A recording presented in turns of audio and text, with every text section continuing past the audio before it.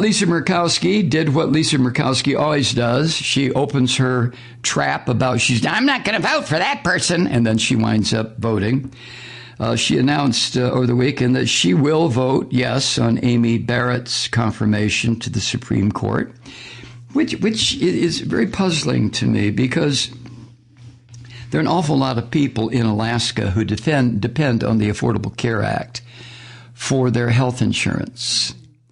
And one of the things that Amy Judge Barrett is going to do is to assist the crazy bastards on the Supreme Court, the other four conservatives, to eliminate the Affordable Care Act, Obamacare. So Murkowski is saying to her constituents in Alaska, I don't give a damn what happens to you. I really don't care. And Alaska has a fairly high percentage of people who are dealing with COVID-19, which will now translate into pre-existing conditions 5-10 years from now for the people who survived COVID-19. So Murkowski is, I don't know what she's doing. I don't know why she's doing this. But this is what she said on the Senate floor. Let me quote here. This is according to CNN. Quote, I believe that the only way to put us back on the path of appropriate consideration of judicial nominees is to evaluate Judge Barrett as we would want to be judged on the merits of her qualifications. And we do that when the final question comes before us. And when it does, I will be a yes, end quote. You're out of your goddamn mind, Murkowski. You really, really are. And especially this part where she says, I believe the only way to put us back on the path to appropriate consideration of judicial nominees, the answer, the rest of that question would be to remove Mitch McConnell from the position that he holds as the enabler for Donald Trump, the orange bastard, in stacking the federal judiciary with people who are not qualified. I'm not talking about left, right, conservative, liberal. I'm talking about people who have been put up by the Federalist Society, a list for Trump to say, Mitch, I want this one, that one, and those. And then McConnell, that decaying son of a bitch, goes ahead and gets it done. So Murkowski, how dare you, you hypocritical freak, you. You want judges to be evaluated as we would want to be judged? Right. Okay.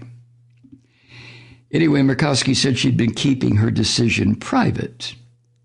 And she previously said that she didn't believe the Senate should be taking up a Supreme Court nomination this close to the election. Yeah, we remember that, Lisa. Remember what you said. We remember what you said when Merritt,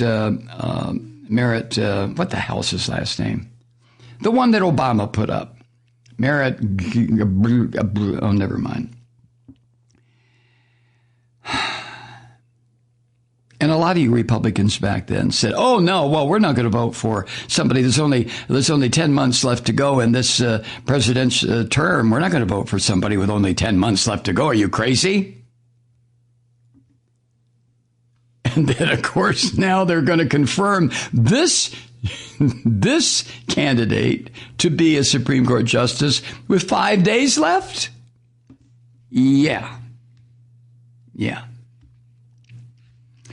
So only one Republican, Senator Susan Collins of Maine, who is facing a competitive re-election fight, only she, I'm not mocking her voice, that's just the way she talks. I'm imitating her voice. She's expected to vote against the confirmation due to her concerns that it's too close to the election to consider a nominee. Horseshit. You watch that collapse. One thing Susan Collins is not is a standalone member of the Senate. Susan Collins has never done anything that would shine a spotlight of individual senatorial competence on her. Never once, and it's not going to happen on this. She will vote to confirm. Watch.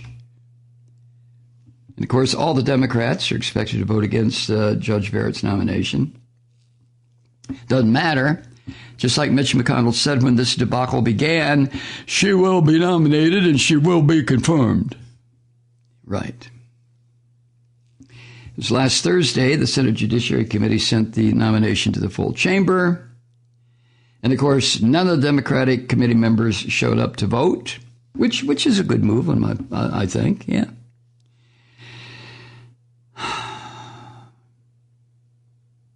Well,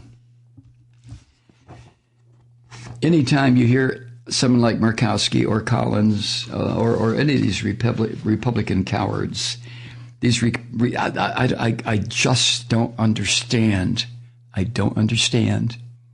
I mean, I do, but I don't. How any elected Republican, after the first year especially, could continue to vote for this swamp dog, this filthy, rotten Donald Trump on anything that he does. And any vote to consider his nominations or his legislative proposals, first of all, they don't come from him. Nothing this bastard has done since he's been in office comes from him. But for any member of the Senate to consider anything about Donald Trump and to support it after his first year did nothing but ensure the death of the Republican Party. But in keeping with the Christian bullshit, there is a resurrection coming. That's right.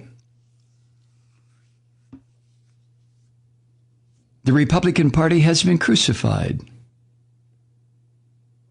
And the risen political party for these people of no color miscreants to cluster around is the American Fascist Party. Ta-da! God, I wish I had some Wagner to play right now. Anybody got Flight of the Valkyries or whatever the hell it's called? Oh, God. Calm down, Mike. It's only Monday. I can't.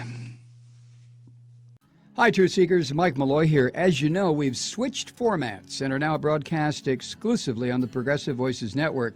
So that means you get fewer program interruptions, no corporate commercials, and lots of profanity. But our format change also means some of our radio listeners no longer hear the program. It's been a while since I mentioned our podcasts, so you may have forgotten that there is a way to listen to this program anytime you need a good dose of screaming. Visit MikeMalloy.com and subscribe to our podcasts. As a podcast subscriber, you can download the program to your mobile device and take me with you wherever you go. And if you have a friend who needs a dose of truth-seeking, you can give a gift subscription as well. That's MikeMalloy.com, and never miss a minute of the uncensored fun and frivolity.